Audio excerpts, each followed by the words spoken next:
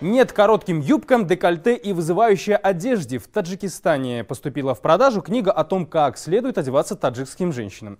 Книга, разработанная чиновниками Министерства культуры, называется «Рекомендации по одежде для девушек и женщин». В увлекательное чтиво погрузился Анушервон Арипов. Женщины Таджикистана к этой книге относятся прохладно, считают, что им никто не может указывать, как и во что одеваться. Книгу, выпущенную тиражом в 300 экземпляров, практически никто не читал. И где ее можно найти, люди не знают. Да и за $12 ее вряд ли купят.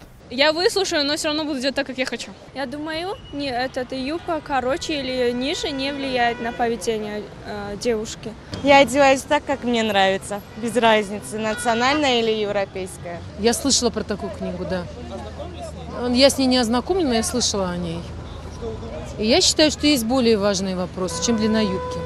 В книге «Рекомендации по одежде для девушек и женщин» 365 страниц. В основном это фотографии женских нарядов на все случаи жизни по возрастным группам с 7 до 17 лет, от 18 до 29 и так далее. Есть и раздел для тех, кому за 70. Также есть деление на национальную и общепринятую одежду. Одежду для похода в театр или гости, свадебные наряды, костюмы и платья для учебы и работы. В книге описано, как женщина должна одеваться даже дома в выходные дни.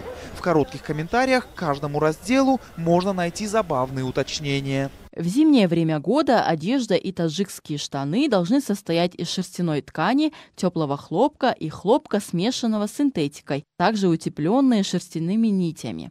Джемпер и зимняя куртка должны соответствовать одежде под ними. Рекомендуется к одежде носить теплый шерстяной платок или шарф.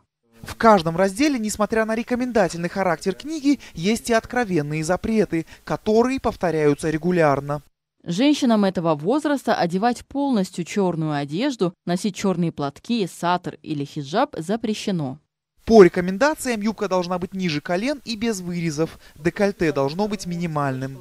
В выходные дни одежда не должна быть слишком узкой и открытой.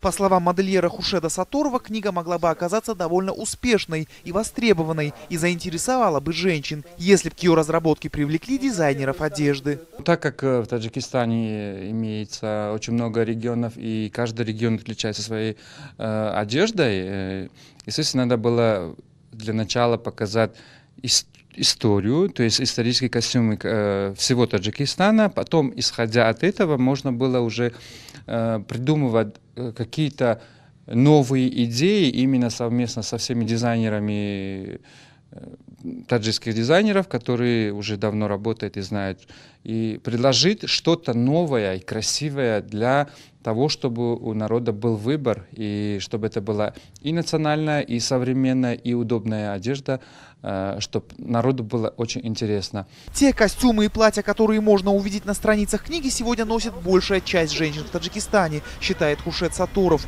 И в принципе никаких изменений в повседневную жизнь она не внесет. Анушервон Арипов, Насим Исамов. Настоящее время. Азия.